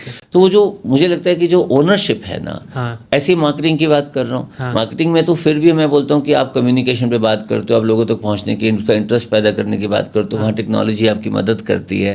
आपके पास आज सोशल मीडिया है, डिफरेंट तरह के चैनल्स हैं, तो आपके लिए वो फिर भी अवेलेबल होता है। हाँ। लेकिन वहाँ पे भी आपको वो मालिकाना फीलिंग, तो ओनरशिप वाली फीलिंग तो लेके चलनी ही पड़ेगी। तो अच्छा एक्सपर्ट बनने के लिए, खासतौर पे सेल्स की बात करूँगा, तो ओनरशिप लेनी बहुत ज़रूरी है। Yes sir. तो वो अगर हम कर पाएंगे तो ज़िंदगी अच्छी है। बिल्कुल सर। और आजकल दुनिया में सर हर चीज़ सेल हो रहा है। अगर मैं वीडियोस भी बना रहा हूँ, अगर लोग देख भी रहे हैं, तो ये भी एक तरीके से सेल है। सब बिकता है, सब बिका हुआ है। Yes sir. और सर कहा जाता है जो दिखता है वो बिकता है। वो तो है ही है। देखो आज, हाँ, लेकिन इसमें एक चीज़ ना बदल गई है थोड़ी हाँ, सी। तो हम भी हमेशा मानते रहे कि जो दिखता है वो बिकता है। ये। अब सोशल मीडिया के ज़माने में एक वर्ड, एक स्टेज और ऐड हो गई है। हाँ, जो दिखता है हाँ, वो बिकता है। हाँ, तो जो दिखता है वो बिकता है, लेकिन वो तब ज़्यादा बिकता है अगर वो एंगेज करता है। हाँ, तो एंगेजमेंट बड़ा इंपॉर्टेंट पार्ट है, और डिमांड जनरेशन के लिए एंगेजमेंट आज की डेट में सबसे इंपॉर्टेंट बात हो गई है। बिल्कुल सर। लोग आपके साथ अगर एंगेज नहीं हो रहे तो आपके किसी काम के नहीं है। बिल्कुल सर। हम किसी काम, कोई काम नहीं कर रहे, इसका मतलब ठीक बिल्कुल से। सर। तो ये प्रोसेस है, पर हाँ, जो दिखता है वो बिकता है, और दिखे बिना तो Yes, कुछ नहीं होगा। और सर अभी यहाँ से अभी सर हम आपको पता होगा कि कोरोना के बाद सर, कोविड के बाद हमारा सोशल मीडिया काफ़ी ज़्यादा रिवॉल्यूशन के तौर पे चेंजिंग आया है, उसमें रिवॉल्यूशन आया है जी। तो सर सेल्स एंड मार्केटिंग में सोशल मीडिया आने के बाद सर क्या चेंजिंग देखने को मिला है? आई थिंक मार्केटिंग का एक बहुत बड़ा हिस्सा अब सोशल मीडिया पे चला गया। हाँ बिल्कुल सर। हमारी जो व्यूअरशिप है, तो उसका सर बेनिफिट देखने को, उसका साइड इफेक्ट दिखा है या उसका पॉजिटिव पॉइंट दिखा है? देखिए, कोई भी चीज़ आइसोलेशन में नहीं होती कि उसके सिर्फ अच्छे पॉइंट्स होंगे, बुरे नहीं होंगे। Yes sir. राइट, ऐसा नहीं है। जब हम पहले बुरों की बात करें तो मुझे एक ही बात समझ में आती है कि जब आप सोशल मीडिया पे देखते हैं कि मतलब भंडार लगा हुआ है अलग अलग नए नए प्रोडक्ट्स। हाँ। एक तरफ वो अपॉर्चुनिटी मिल रही है लोगों को D2C ब्रांड बनने की, अपने आप को प्रेजेंट करने की, बहुत बढ़िया सा माहौल बना है। लेकिन एट द सेम टाइम आप किस किस पे भरोसा करोगे, किस किस पे नहीं करोगे? तो कंज्यूमर के पास वो चॉइसेस तो बहुत हो गई हैं। हाँ, वो बिगड़ा हुआ हो गया कंज्यूमर। हाँ। इसका नुकसान ये हुआ कि कंज्यूमर एक्चुअली बहुत बिगड़ गया है। हाँ बिल्कुल सर। राइट, कंज्यूमर के पास इतनी चॉइस हो गई है। रिटर्न पॉलिसी किसको देखें, अगर आप कैश ऑन डिमांड, तो बहुत सारे कंसर्न्स एज अ बिजनेसमैन अगर मैं सोचूं तो वो हैं। हाँ। लेकिन एट द सेम टाइम अच्छी बात है कि इतना फुटप्रिंट है, हाँ इतना फुटप्रिंट है हमारे पास अवेलेबल है कि डिजिटल स्पेस में जितना काम आज की डेट में हो रहा है उतना तो मतलब पहले कभी हमने ऐसा देखा ही नहीं, रेवोल्यूशन। बिल्कुल तो अच्छे पॉइंट्स तो हैं ही हैं। हाँ। तो फ़र्क पड़ा है। आज बातचीत सोशल मीडिया पे हो रही है। हाँ। आज बिग सोशल मीडिया पे रहा है, खरीदारी सोशल मीडिया पे हो रही है, डिमांड तो मार्केटिंग, सेल्स एंड मार्केटिंग सब वहाँ है। हाँ।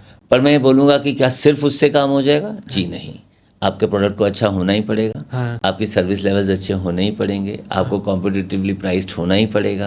एक इम्पॉर्टेंट पार्ट जो मैं सोशल मीडिया पे सेल्स बढ़ने का देखता हूँ वो है कन्वीनियंस। आप घर बैठे कर पाते हैं। Yes sir. राइट, तो ये बहुत सारे एस्पेक्ट्स हैं हमारे पास। ये मिक्स्ड है। इस रेवोल्यूशन ने बहुत कुछ किया, बहुत अपॉर्चुनिटीज अवेलेबल हैं। हम इसका इस्तेमाल कैसे करते हैं एज बिजनेसमैन, एज ऑर्गेनाइजेशंस, वो बड़ा इंपॉर्टेंट है। एक इंडिविजुअल पर्सनल ब्रांड के लिए एक अलग अप्रोच से बात होती है, ऑर्गेनाइजेशन उसको अलग ढंग से इस्तेमाल करता है। बिल्कुल। तो ये मैकेनिज्म, ये मीडिया मिक्स बन करके, टोटल बन करके, ये बहुत अच्छा अपॉर्चुनिटी है। पर हमें उस पर बहुत चीज़ों पे ध्यान देने की ज़रूरत है कि हम कितना उसका इस्तेमाल करें और वो हमें लेके अल्टीमेटली कहाँ जा रहा है, और ये हमारे कंपनी के टॉप लाइन पे ही सिर्फ असर कर रहा है या उसके में प्रॉफिट भी मिल रहा है। तो वो सब हमें देखने के बाद उस पर काम करना पड़ता है। मेरी सारी बातचीत में आप बस इस चीज़ का ध्यान रखें कि स्मॉल एंड मीडियम एंटरप्राइजेस की अप्रोच से ज़्यादा बात कर रहा हूँ। हाँ। बड़े नंबर्स, बड़ी ऑर्गेनाइजेशंस का बिहेवियर बिल्कुल अलग होगा। हाँ। मेरा एक्सपीरियंस और मेरे खुद के ऑडियंस हैं वो सारे सारे स्मॉल एंड मीडियम एंटरप्राइज, और मेरी इच्छा होती है कि मैं उनके लिए ज़्यादा कंट्रीब्यूट करूँ, चाहे वो सेल्स में हो चाहे वो बिजनेसमैन हो। बिल्कुल सर। और सर अभी कुछ देर पहले जब आपसे सर बातें हो रही थी और आपने एक चीज़ का जिक्र किया था, AI का। आपको पता होगा कि अभी AI का हमारा एक एरा आ चुका है। तो AI आने के बाद सर आप सेल्स एंड मार्केटिंग में क्या चेंजिंग देखने को मिला है? AI का क्या इफेक्ट देख रहा है सोशल मीडिया पे? देखिए, जो भी टेक्निकल डिजिटल स्पेस में बदलाव हुए हैं ओवर द ईयर्स, हमें ना ये ध्यान रखना पड़ेगा कि वो ना सिर्फ एनेबलर्स हैं। बिल्कुल। वो हमारी मददगार हैं। हाँ। वो हमारे सहायक हैं। वो बी ऑल एंड ऑल नहीं है। क्योंकि बड़ी मज़ेदार बात यह है कि बेचने वाले और खरीदने वाले में से जब तक एक व्यक्ति ह्यूमन बीइंग है, हाँ बिल्कुल, तब तक आपको ना सिर्फ टेक्नोलॉजी से काम नहीं चलेगा। एक तो ये बात है। अब आते हैं आपके सवाल पे कि AI, क्योंकि मैं कह रहा हूँ कि वो हमारा मददगार है। तो AI ने ना हमारे लिए बहुत सारी चीज़ें खोली हैं। AI कहें, ऑटोमेशन कहें, उसने हमारे लिए डेटा को इम्पोर्टेंस दी है। हम अपने बिजनेस को इनकी मदद से देख पाते हैं, अपने डेटा को स्टडी कर पाते हैं, अपने गैप्स आइडेंटिफाई कर पाते हैं और उसके हिसाब से अपने प्रोडक्ट्स में, अपनी सर्विसेज में, अपनी प्राइसिंग में, अपनी स्ट्रैटेजी में बदलाव कर पाते हैं। हम अपने फोरकास्टिंग बेटर कर पाते हैं कि हमारे आने वाले समय में क्या बिहेवियर हमें नज़र आ रहा है, उसके बेसिस पे क्या प्रोडक्ट्स हैं जो आगे चलेंगे। तीसरा हम देख पाते हैं पैटर्न्स ऑफ बाइंग, यानी कंज्यूमर बिहेवियर। और कंज्यूमर बिहेवियर जानने की वजह से हमारे पास जो सबसे इंटरेस्टिंग बात होती है कि आज हम बहुत ज़्यादा कस्टमाइज्ड पर्सनल सर्विसेज दे सकते हैं अपने कस्टमर्स को, क्योंकि कस्टमर्स के अब हमें एक एक व्यक्ति के बारे में पता है कि उसका बाइंग पैटर्न क्या है। बिल्कुल। तो जैसे आप सोशल मीडिया पे देखते हैं जिस तरह से एडवर्टाइजिंग काम करती है, आप एक चीज़ के बारे में सोचिए तो सही, वो आपके पास उसकी एडवर्टाइजिंग नजर आनी शुरू हो जाए। बिल्कुल, उसी से रिलेटेड सर प्रोडक्ट दिखने लगते हैं। दिखने लगते हैं ना। तो वो जो काम कर रहा है, ये ऑटोमेशन और एआई का असर है, ये उसका असर है। और मुझे लगता है कि हमें इनको वेलकम करना चाहिए, क्योंकि ये आपके हाथ में, एक सेल्स के वाले बंदे के हाथ में, एक सेल्स पर्सन के हाथ में, कंपनीज के हाथ में एक टूल है, ये हथियार है, ये औजार है। जब आप इसका इस्तेमाल कर रहे हैं तो आपकी ज़िंदगी में थोड़े से जो रोज़मर्रा के काम करने थे, रिपोर्ट्स बनाने थे, जो डेटा पे काम करना, तो वो उससे एक सेल्स वाला आदमी फ्री हो गया। बिल्कुल। जैसे ही वो सेल्स वाला आदमी फ्री हो गया, यानी उसके हाथ में कुछ और टाइम आ गया, उस टाइम को वो वापस सेल्स पे काम करेगा, उस बात पे फोकस करेगा कि वो कस्टमर्स के साथ रिलेशनशिप बनाए, वो उनके साथ जुड़े, उनको बताए अपने बारे में, अब चीज़ों के बारे में, अपने प्रोडक्ट्स के बारे में,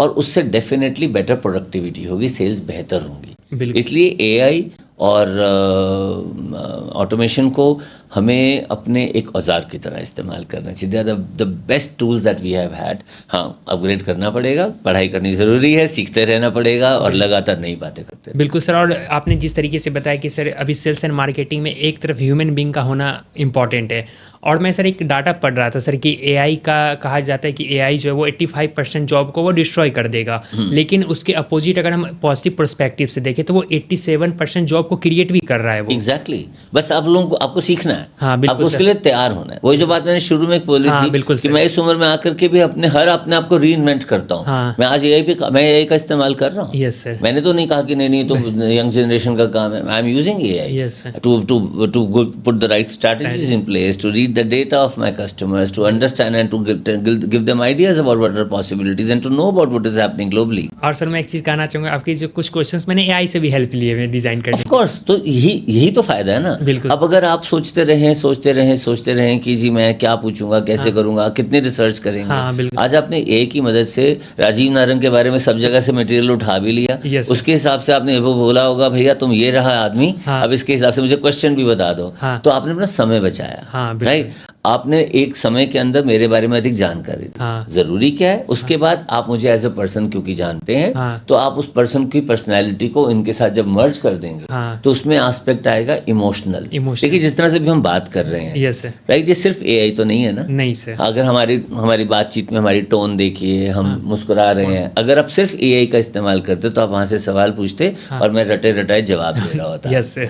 तो ये जो भी हमारे बीच में इस वक्त हो रहा है, जो कन्वर्सेशन हो रही है, जिसके अंदर एक्सप्रेशन भी है, जिसके अंदर ह्यूमैनिटी है, वो तभी मुमकिन हो पा रहा है क्योंकि हमने उसके अंदर इमोशनल इंटेलिजेंस को जिंदा रखा है। है ना। तो जितने भी, मैं हमेशा बोलता रहता हूँ, ये सिर्फ टेक्नोलॉजी हमारी मदद के लिए है, हमारी जिंदगी नहीं है। हमारी ज़िंदगी, हम उसके आसपास नहीं रह सकते हैं। उसका इस्तेमाल करिए, उसके बारे में अधिक जानकारी लीजिए, अपने टूल्स को अपग्रेड करिए, अपनी तलवार की धार को लगातार संवारते रहिए और उसका बेहतर इस्तेमाल कीजिए। बिल्कुल सर। और कहा जाता है कि सर एआई तो भी कहीं ना कहीं ह्यूमन से वर्क करता है। बिल्कुल। हम उसको जैसे वर्क, कहा जाता है कि एआई कभी जॉब डिस्ट्रॉय नहीं करता, बल्कि एआई को जो यूज नहीं कर रहा उनकी जॉब रिप्लेस कर देगा। एग्जैक्टली। और अभी देखिए ना, आज कितने कोर्सेज मैं देखता हूँ सोशल मीडिया पे चल रहे हैं प्रॉम्प्ट सिखाने के लिए। बिल्कुल सर। कि आप अपने प्रॉम्प्ट को कैसे दें ताकि आपको सही उसका इस्तेमाल कर सकें। तो ये सीखते रहना है। अभी रिसेंटली सर मैंने एआई एक्सपर्ट अनुराग डांगी सर से मैंने पॉडकास्ट किया, तो वो भी एआई के बारे में बताते हैं और लोगों को बहुत अच्छा सिखा भी रहे हैं वो एआई से रिलेटेड। और ये जरूरी भी है आज के समय में। बहुत ज़रूरी है, बहुत ज़रूरी है। और देखिए आपके ऑडियंस नॉर्थ इंडिया के ज़्यादा है और ज़्यादा आपके हिंदी बेल्ट के लोग ज़्यादा हैं। एब्सोल्युटली। तो आप मुझे सोचिए ना, मैं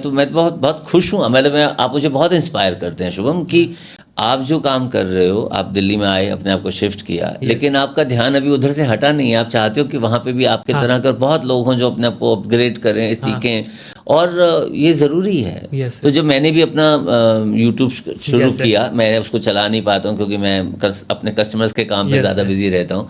तो जब मैंने अपनी वर्कशॉप शुरू की, ट्रेनिंग शुरू करी, तो मेरा भी फोकस यही था कि हिंदी बेल्ट से दिल्ली में बहुत सेल्स के लोग काम करने आते हैं। Yes sir. और हमारे वो ज़्यादातर काम करते हैं छोटी ऑर्गेनाइजेशन हाँ। में। तो अभी अगर आप सोचें ना कि मेरे पास ये ख्याल कैसे आया कि मैं ट्रेनर कैसे बना, तो मैं ऐसे बना। अच्छा। मैं कंसल्टेंट था कुछ ऑर्गेनाइजेशंस का, पहले काम करा करता था।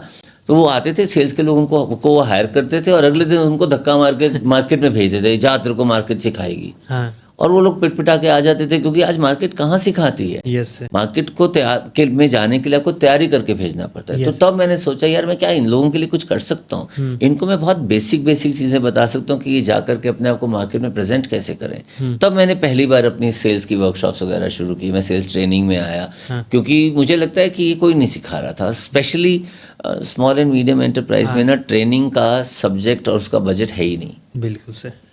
सब माल बेचने में लगे हैं। तो अब बहुत बदलाव आ गया। मैं ऐसे नहीं बोलूँगा कि अभी भी ऐसा ही है, बहुत बदलाव आ गया। ओवरऑल ट्रेनिंग इंडस्ट्री में बहुत बदलाव आया, तो वो अवेलेबल हो गए हैं। Yes. तो ये बहुत अच्छा है and salute to you boss. बच्चे तो बहुत बढ़िया काम कर रहे हैं आप। My pleasure sir. और सर मेरा अब जिस तरीके से आपकी सारी फील्ड को मैंने कवर किया, अब आपकी जब और भी प्रोफाइल में देखता हूँ सर, आपकी लाइफ जर्नी में एक सबसे बेस्ट मोमेंट रहा है सर बुक लिखने का। मैं आपके एक ऑथर जर्नी को जानना चाहूँगा कि आपने जो बुक लिखा और उन आपने कहाँ से इंस्पायर होकर वो बुक लिखा? देखो, मेरी इंस्पिरेशन मेरी मजबूरी थी। मतलब मजबूरी हर चीज़ की, जो क्या कहते हैं ना, मजबूरी हर चीज़ की जननी है। Yes sir. है ना।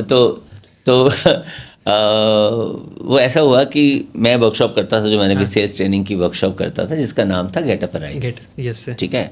और उसमें मेरा मकसद ये था कि जो भी लोग सेल्स में हैं, स्पेशली स्मॉल ऑर्गेनाइजेशंस में काम करने वाले, जिनके यहाँ पे अपनी कंपनियों में ट्रेनिंग नहीं मिलती है, तो मैं इनके लिए मैं कुछ ऐसा शुरू करूँ और कि मैं इस पे काम कर सकूँ और बता सकूँ लोगों को। आए वो आकर के अटेंड करें। पूरे दिन की वर्कशॉप होती थी। ऑफ कोर्स पेड वर्कशॉप है, लेकिन होती थी। और मैं बहुत ज़्यादा उसको मार्केट नहीं करता हूँ, क्योंकि मैं समय का अभाव रहता है मेरे पास। और क्योंकि मैं फुल फ्लेजेड कंसल्टेंट हूँ, फुल फ्लेजेड ट्रेनर नहीं हूँ। Trainer is a part of my process, right. तो मैंने वो वर्कशॉप शुरू की, मुझे बहुत अच्छा रिस्पांस आया।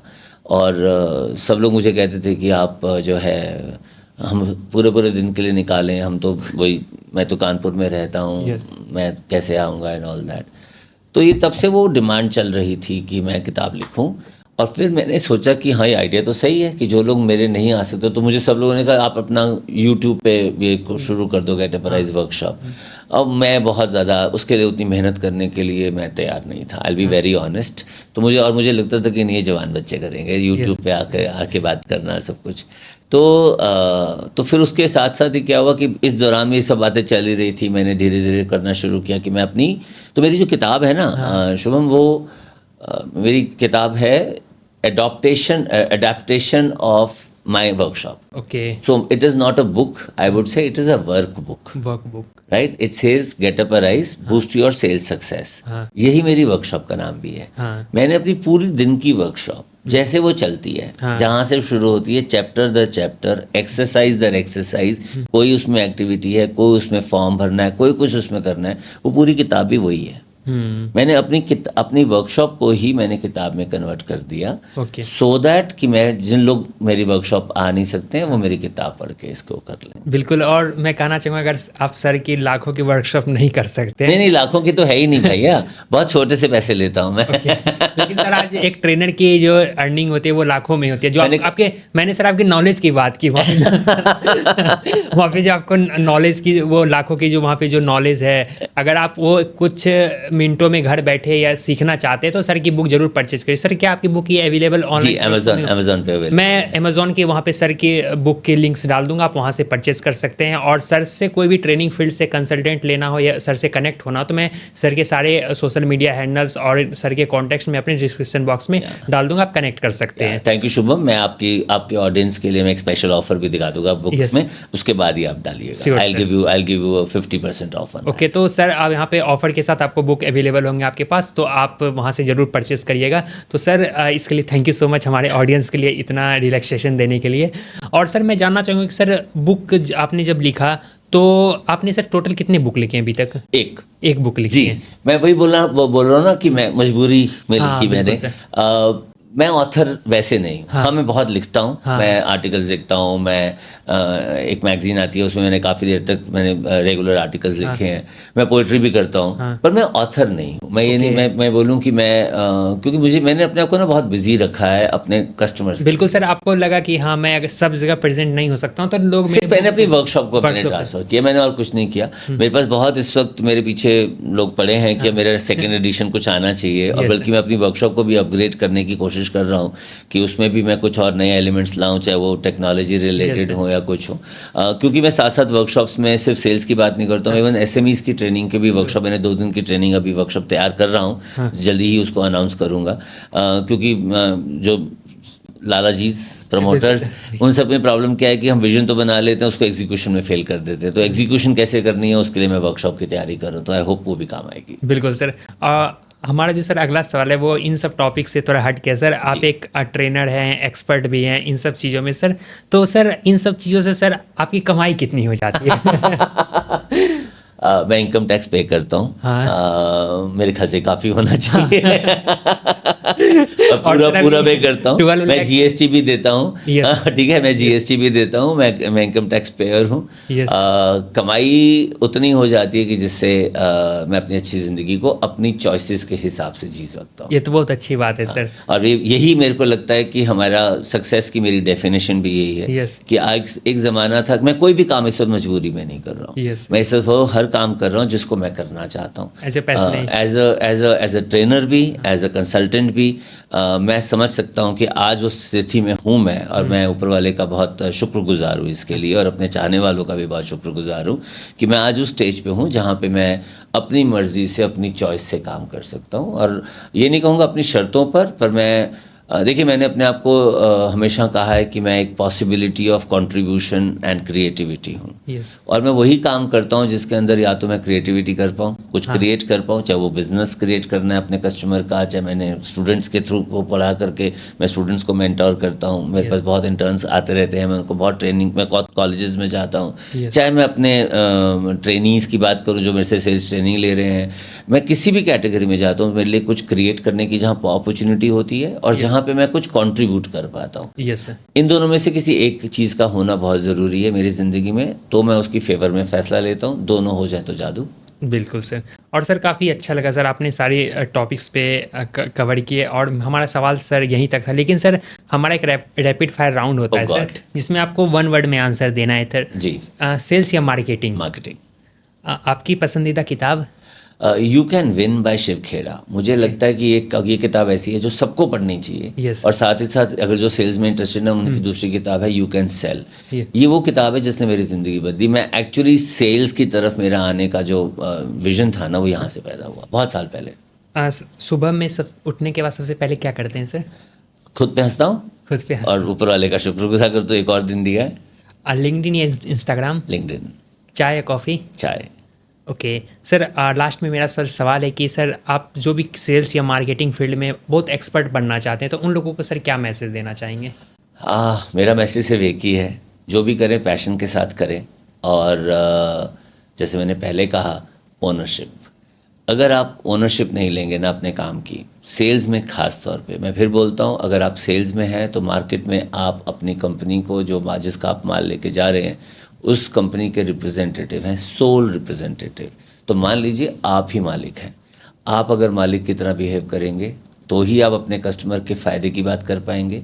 जब हम कस्टमर के फ़ायदे की बात करते हैं तो हमारा फ़ायदा होता है, और जब हमारा फ़ायदा होता है तो कंपनी का साथ साथ होता है। तो सबसे पहले मैं यही कहना चाहूँगा। Okay, thank you so much sir. और दोस्तों, मैं बस यही कहना चाहूँगा कि सर को ज़रूर फॉलो करिए, और सर से अगर आपको कुछ भी सीखना हो या सर से कनेक्ट करना हो तो आप इनसे कनेक्ट कर सकते हैं। इनकी सारी प्रोफाइल मैं अपने डिस्क्रिप्शन बॉक्स में डाल दूंगा। और सर काफ़ी अच्छा रहा हम आपके साथ टॉक, और काफ़ी कुछ हमारे ऑडियंस को भी सीखने को मिला। Same here, thank you so much Shubham. और मैं आप दोस्तों, अगर आपको ये वीडियो अच्छी लगी हो तो ज़्यादा से ज़्यादा लोगों के साथ ज़रूर शेयर करिए, क्योंकि सर की जो भी बातें थी वो बातें इतनी आसानी से नहीं मिलती, क्योंकि 35 ईयर का एक्सपीरियंस, और मैं 22 ईयर का ओल्ड का हूँ, और इनके एक्सपीरियंस से भी मेरी कम उम्र है। तो शायद आप समझ सकते हैं कि सर की बातें कितनी इंपॉर्टेंट होगी। तो ज़रूर सर की बातें को फॉलो करें, और मैं उम्मीद करता हूँ कि सर से और भी पॉडकास्ट में करते रहे और भी अलग टॉपिक पे। से, और ये पॉडकास्ट ज़्यादा कुछ मैसी सा ना हो ज़्यादा, तो इसलिए मैंने इसको शॉर्ट रखा है। अगर आप चाहते हैं कि हम लोग फिर से पॉडकास्ट कर रहे हैं तो ज़रूर कमेंट करके बताइएगा और हम लोग सर से फिर से कनेक्ट करेंगे। Thank you so much sir आने के लिए। Thank you. और मैं उम्मीद करता हूँ सर कि आप इसी तरीके से काम करते रहिए और अपनी ब्लेसिंग्स बनाए रखिए, और हम लोग आपसे इंस्पायर होके आगे बढ़ते हैं इसी तरीके बिल्कुल Shubham, thank you so much मुझे बुलाने के लिए और मुझे इतनी सारी मज़ेदार दिल से बात करने के लिए बहुत बहुत धन्यवाद। और मैं भी कहना चाहता हूँ आपको कि आपने जो भी बात अपने ऑडियंस के लिए की है ये उतनी सच है। अगर आप चाहें, ये तो बिल्कुल मिला जुला सा पॉडकास्ट है, अगर आप किसी स्पेसिफिक मेरे काम से रिलेटेड किसी स्पेसिफिक पॉडकास्ट को करना चाहेंगे, मैं अवेलेबल हूँ। बिल्कुल। और अगर आप सर से कोई भी ट्रेनिंग लेना चाहते हैं, किसी भी ट्रांसफॉर्मेशन कंसल्टेंट के थ्रू हो या किसी भी मार्केट एंड सेल्स एक्सपर्ट के थ्रू, तो आप सर से कनेक्ट कर सकते हैं। मैं सारी सोशल मीडिया हैंडल सर का डिस्क्रिप्शन बॉक्स में डाल दूंगा। तो thank you so much sir आने के लिए। Thank you Shubham. मैं सर आपका ब्लेसिंग्स हमेशा बना रहे, और मैं चाहता हूँ कि इसी तरीके से आप ब्लेसिंग्स बना के और मैं इसी तरीके से आपके लिए कुछ बेहतर कर सकूँ सर। बहुत बढ़िया कर रहे हैं आप और जीते रहिए। Thank you so much. Thank you so much.